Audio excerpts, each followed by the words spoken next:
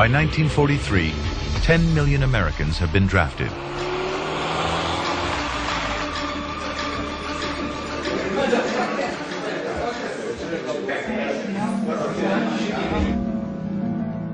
One is 18-year-old Harold Baumgarten, a New Yorker from the Bronx.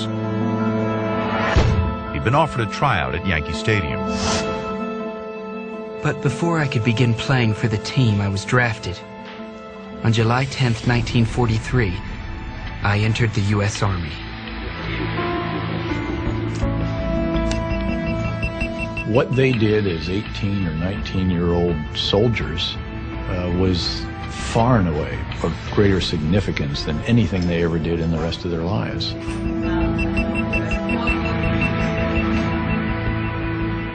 William Dabney convinces his grandmother to let him sign up at the age of 17.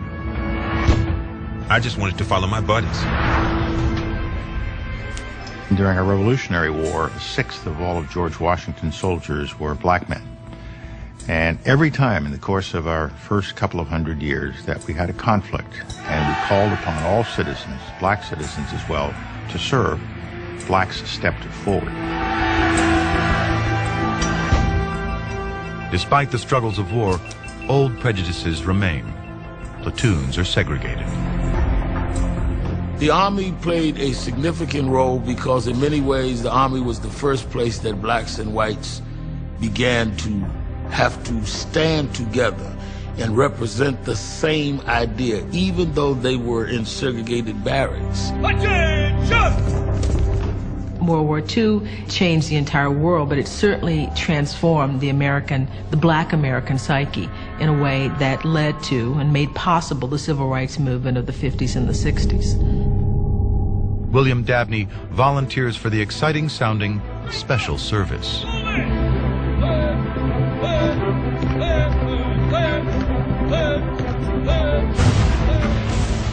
But all the training in the world cannot prepare him for the horror that is to come.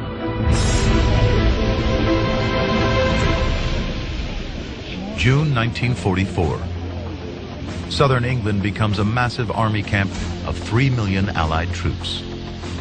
Over 1.5 million tons of equipment are shipped and flown from America. The goal is to retake Europe from the Germans. General Dwight D. Eisenhower takes command of the biggest amphibious military operation in history, codenamed Operation Overlord. To the world, the Normandy landings are simply known as D-Day. Every material factor of war is catered for. The Medical Corps alone stockpiles tens of thousands of tons of medical supplies, bandages, morphine, surgical instruments, bedpans, oxygen tents, and X-ray machines. There are prosthetic limbs and even eyeballs in 5 sizes and 4 colors. By 1944, an American combatant could draw on 4 tons of supplies versus a Japanese combatant who had just 2 pounds. No one had ever produced so much in such a short time. And this is what really shocked both the Japanese and the Germans. Blood is so crucial, the U.S. develops a system of blood banks on an industrial scale. In the 6 months leading up to D-Day, Americans donate a pint of blood every 2 seconds. The blood is turned into plasma so it can be used on the battlefield. It is bottled, put in ice, and packed in cans.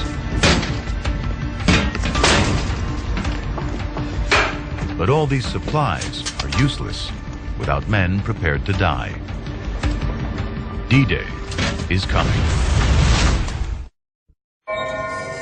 June 5th, 1944. American industry gives the military the means to retake Europe. Now the nation must sacrifice its sons.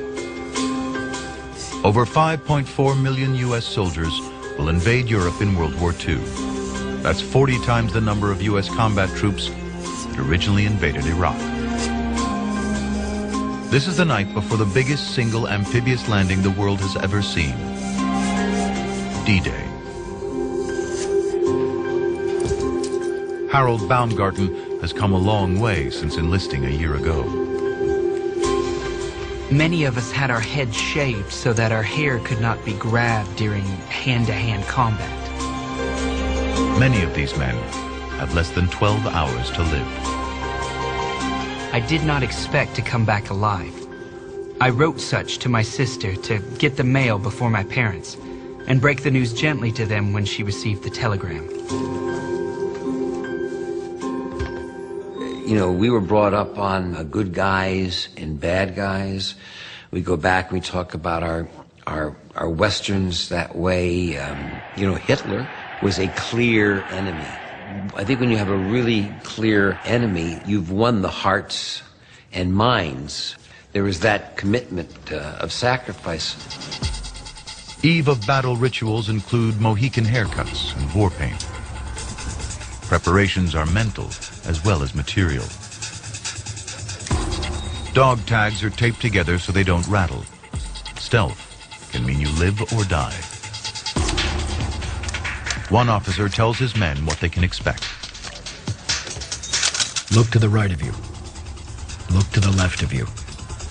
There's only going to be one of you left after the first week. William Dabney now knows what his special service mission is.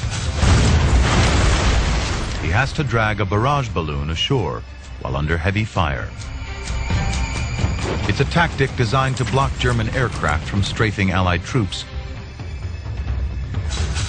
His chances are slim, yet he is determined to survive.